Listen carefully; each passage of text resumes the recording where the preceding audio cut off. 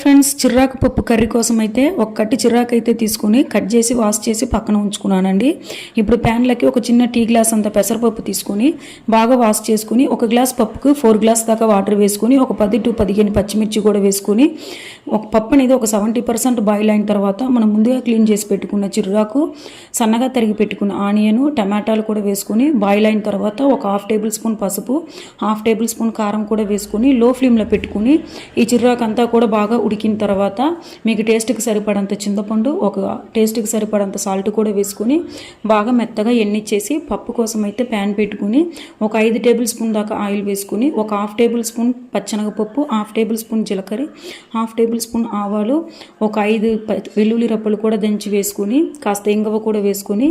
బాగా golden brownish వచ్చేంత వరకు కూడా ఫ్రై అయిన తర్వాత మనం ముందుగా ఎన్నిచి పెట్టుకున్న చిర్రాకు పప్పు అంతా కూడా వేసుకుని బాగా కలుపుకొని సర్వ్ చేసుకోండి. By by.